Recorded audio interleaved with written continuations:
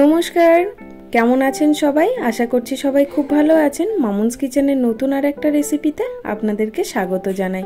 আজকে আমি বানাবো ক্যাপসিকাম দিয়ে মাছের ডিমের কষা। রেসিপিটি একদমই ইউনিক, আমার নিজস্ব রেসিপি এটি। রেসিপিটি পুরোটা দেখুন, যদি ভালো লাগে একটা লাইক করবেন, কমেন্ট শেয়ার করতে একদমই ভুলবেন না। আজকের রেসিপিটা বানানোর জন্য আমি প্রথমেই দুটো মিডিয়াম সাইজের আলুকে সরু সরু লম্বা লম্বা করে কেটে নিয়েছি। এবার কেটে নিচ্ছি একটা ক্যাপসিকামের অর্ধেকটা, যেটাকে আমি একটু ছোট ছোট টুকরো করে কেটে নিচ্ছি। আর কেটে নেব দুটো মিডিয়াম সাইজের পেঁয়াজ, যেটাকেও খুব পাতলা করে আমি কেটে নিচ্ছি। আপনারা আপনাদের তরকারি কতটা করবেন সেই পরিমাণ মতো পরিমাণটা বাড়িয়ে কমিয়ে নেবেন প্রত্যেকটা জিনিসে। আর এখানে আমি 150 গ্রাম মতো কাতলা মাছের ডিম নিয়ে নিয়েছি, যেটাকে আজকে রান্না করব। আমরা সবাই মাছের ডিমের বড়া, মাছের ডিমের বড়ার ঝোল এগুলোই বেশি করে থাকি, তবে এইভাবে একবার মাছের ডিমটা রান্না করে দেখতে পারেন, বেশ অন্যরকম ভালো লাগে খেতে। তার কারণ একটাই, ক্যাপসিকামটা দেওয়া থাকে বলে। সচরাচর আমরা এই ধরনের রান্নায় ক্যাপসিকাম ব্যবহার করি না, তবে আজকে একটু এক্সপেরিমেন্টাল রান্না করে দেখলাম, কিন্তু খেতে ভালো হয়েছিল। সেই জন্যই রেসিপিটা শেয়ার করছি, আপনারাও একদিন বানিয়ে দেখবেন। সব কাটাকাটি কমপ্লিট, মাছের ডিমটাও ধোয়া আছে। এবার কড়াইয়ের মধ্যে 4 থেকে 5 টেবিল চামচ সর্ষের তেল দিয়ে প্রথমেই আলুগুলোকে ভেজে নেব হালকা করে। এবার মাছের ডিমটাকে একটু মাখিয়ে রাখছি লবণ আর হলুদ দিয়ে।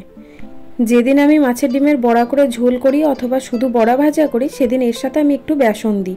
বেসনটা দিলে খুব ভালো বাইন্ডিং হয় আর খেতেও বেশ ভালো লাগে, তবে আজকে আর দেব না। তো দেখুন, মাছের ডিমের বড়াটা মাখিয়ে রাখতে রাখতে আলুগুলোকে এপিট ওপিট উল্টে একটু ভেজে নিয়েছিলাম। আলুটা ভেজে তুলে রাখলাম। এবার ওই তেলের মধ্যেই অল্প একটু পরিমাণে গোটা জিরে ফোড়ন দিয়ে দিলাম। ফোড়নটার মধ্যেই এবার দিয়ে দেব কেটে রাখা পেঁয়াজ কুচি।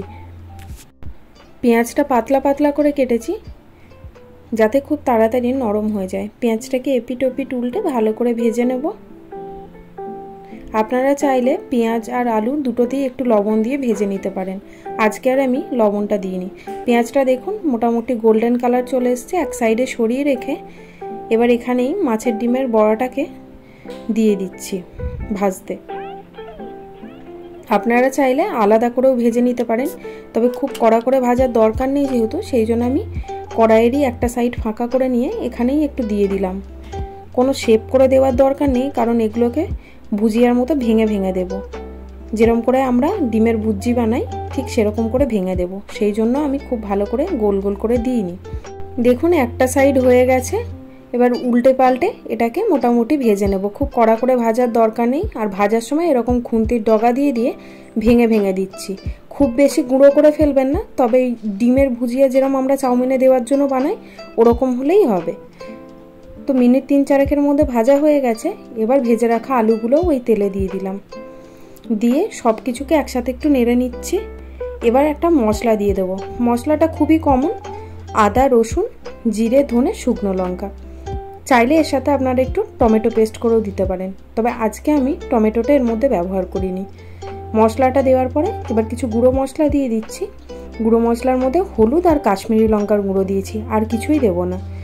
এবার মশলাটাকে ভালো করে একটু নাড়াচাড়া করে নিয়ে মশলাটা হালকা ভাজা ভাজা হয়ে গেলে এর মধ্যে কেটে রাখা ক্যাপসিকামের টুকরোগুলো দিয়ে দিচ্ছি। তারপরে আবার মিনিট 3-4 মতো একটু নাড়াচাড়া করে নিচ্ছি। তারপরে দিয়ে দেব পরিমাণ মতো জল। এই রান্নাটা কিন্তু একদমই ঝোল হবে না, পুরো মাখা মাখা হবে। শুধু প্রত্যেকটা জিনিস সিদ্ধ হওয়ার মতো জল দিলেই হবে। তো আমি এখানে জল দিয়ে দিয়েছি পরিমাণ মতো। জলটা দিয়ে এবার দিয়ে দিচ্ছি পরিমাণ মতো লবণ, যতটা স্বাদ মতো আপনাদের লবণ লাগবে দিয়ে নেবেন। আর দিয়ে দিচ্ছি 3টে চেরা কাঁচা লঙ্কা। এবার ঢাকা দিয়ে দেব। মিনিট 10 পর ফিরে আসছি। 10 মিনিট মিডিয়াম টু লো ফ্লেমে রান্না করে নিয়েছি। আলুগুলো পাতলা পাতলা করে কাটার কারণে আলুগুলো সিদ্ধ হয়ে গেছে। দেখুন আলুগুলো সিদ্ধ হয়ে গেছে। আরও 2-3 মিনিট ঢাকা খুলে একটু নাড়াচাড়া করে নিয়ে নামানোর আগে একটু গরম মশলা গুঁড়ো ছড়িয়ে আবার একটু নাড়াচাড়া করে নিলেই দেখবেন অনেকটা শুকনো শুকনো হয়ে আসবে। এই পর্যায়ে নামিয়ে নেব, কারণ ঠান্ডা হয়ে গেলে আরও ঝোলটা টেনে যাবে। এবার সার্ভ করে দিচ্ছি। আপনাদের রেসিপিটি কেমন লাগলো জানাবেন। আর এই রান্নাটা ভাতের সাথে যেমন ভালো লাগে, রুটির সাথেও কিন্তু বেশ ভালো লাগে। আপনারা অবশ্যই বাড়িতে একবার করে দেখুন, ভালো লাগলে আমাকে জানাবেন। আর দেখা হচ্ছে নতুন একটা রেসিপি নিয়ে খুব তাড়াতাড়ি।